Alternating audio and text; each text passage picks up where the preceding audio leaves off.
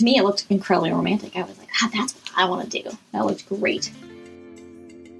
Welcome to 10-Minute Travels. With me, as always, is Phil Freeman. And with me, as always, is Shane Patrick. And tonight we have a very special guest, Tia Shoemaker, a really good friend of mine.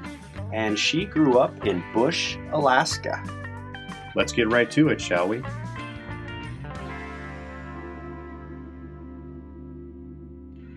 You were raised in remote camps with mostly adults.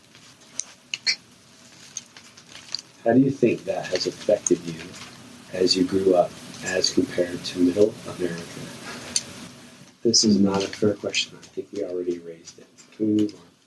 Unless you want to. I have something to say, actually. No, this is our radio show. I'm sorry. Did you sign the waiver? Okay, you can answer it. Should I read I feel it? like I feel like that's the one way that I was put at a disadvantage as a youth, was by not being raised around my peers. And when I was... You were raised around your peers' or your peers' parents. Yeah. And so my parents, I think, noticed my brother and I were getting a little bit weird. And mostly by that, I mean that we couldn't engage with kids our own age. How old were you? Up until 11. I mean, about 11 was when they realized You guys that we were passed really... your fart jokes like at the age of 3. Yeah, but that's because you were around to help us with that.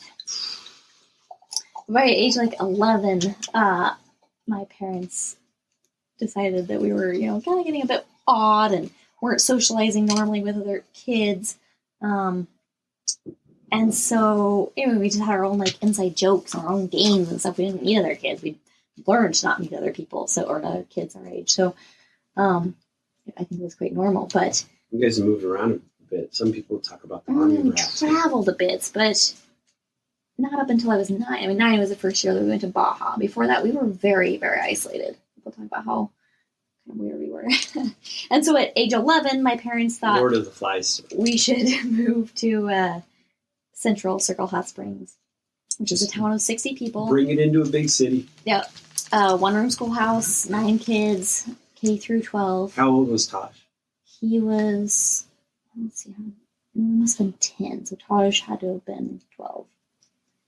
And that was our grade did idea that of make you guys? socializing. 4th and 6th. Those are big formative years. Yeah, so we went there. Luckily, the only 9 kids in the schoolhouse were also homeschooled and had never been in public school, so we were all socially awkward together. We all taught each other everything. That they learned on the radio or whatever. Yeah, exactly. But yeah, and it was out of 9 kids, it was only me and one other girl, which I was surprised. I mean, I wasn't used to growing up around girls either. The few friends we had were not female. It gets tricky. So that was kind of fun that I had one female friend. And that was nice. Yeah, that was our socializing. I was going to a women's schoolhouse. You stayed there for how long?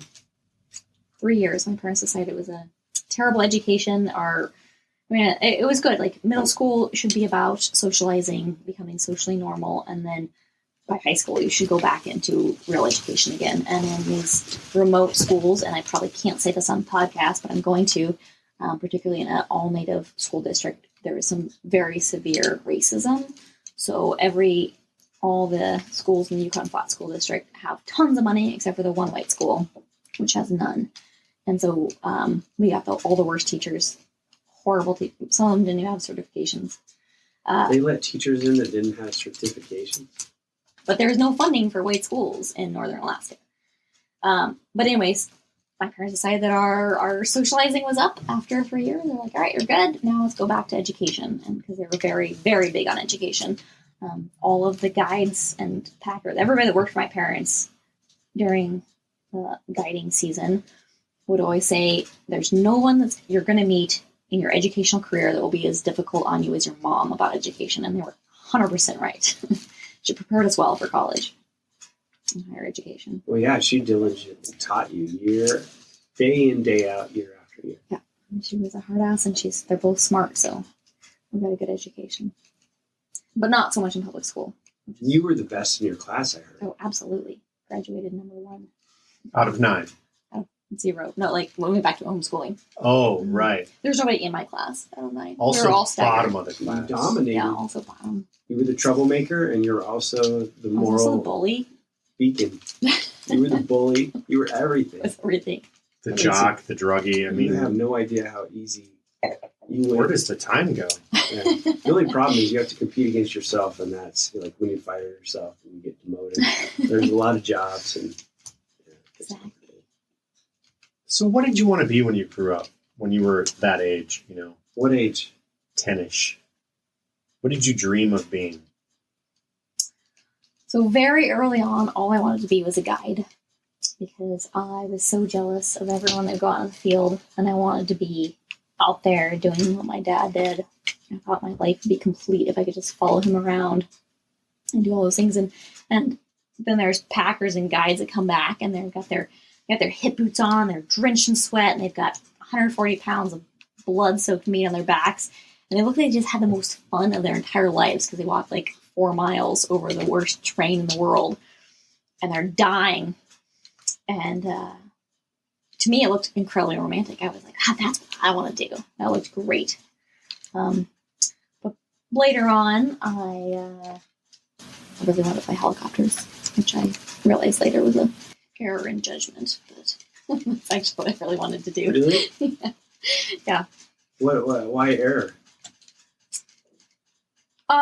Mostly because I got hooked on fixed wing. And then there's You got hooked on fixed wing. You were Right. on your way to. I thought it'd be really great to fly for the Coast Guard. I thought flying helicopters would be great in the Coast Guard. And 2 things came up, which was I realized you had to go to First, I don't want anything to do with the military. And that was in the Coast Guard. And then helicopters, by age 14, I was flying a fixed wing airplane, and I thought, well, this is way better than a helicopter could ever be. And that was why? What was the tipping point? Because helicopters only beat the air in a submission. Airplanes soar through the air, flying. It's a matter of a verb. No, I think it just has to do with like you get bit by the bug. You want to fly. The way to go that fits you. Yeah. Play any instruments? No, highly unmusical family. It's easy to romanticize a childhood in the bush, surrounded by this vast wilderness. Can you talk about some of the hardships or dangers of that lifestyle? Yes, that's a interesting question. I don't know who it's easy to, or for who it's easy to talk about it being easy or romanticized or anything. Like if you've ever lived it, it's not easy or romanticized. You're like, oh shit. Sure, but for those people that have never done that seems idyllic.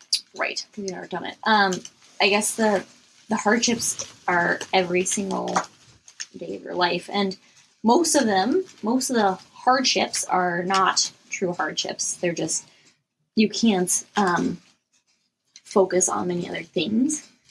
Like I don't consider having to haul your water a hardship. I don't consider having to light a lamp or candles, or when technology came around, we got propane lights. Like I don't consider that a hardship.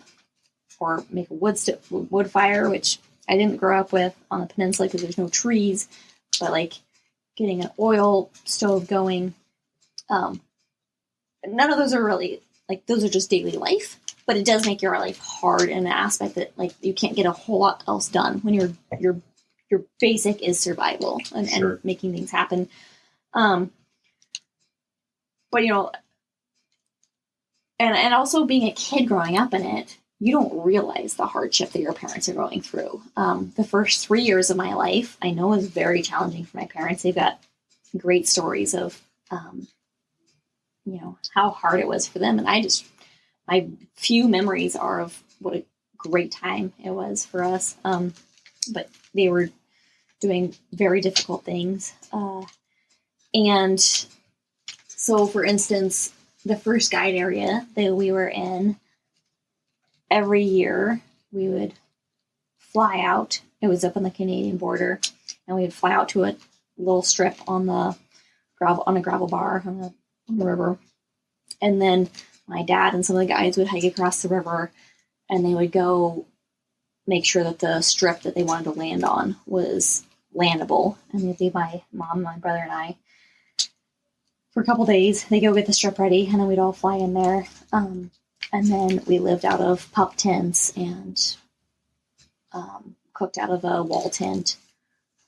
And, there's black bears in camp every night. I don't know. My parents have so many stories of how difficult life was back then. But as a kid, you just saw it as being great.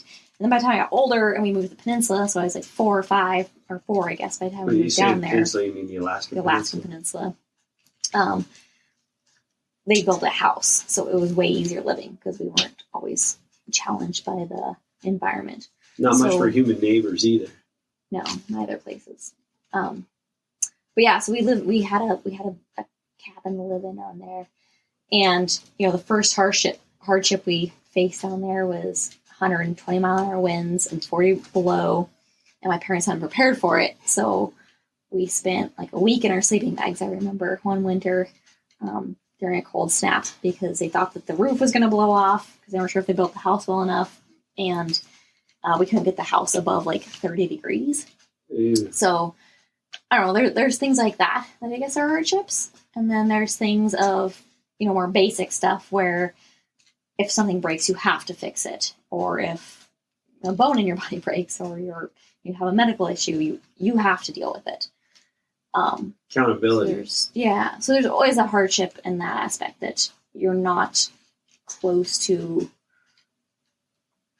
a community that can offer support, I guess. Sure.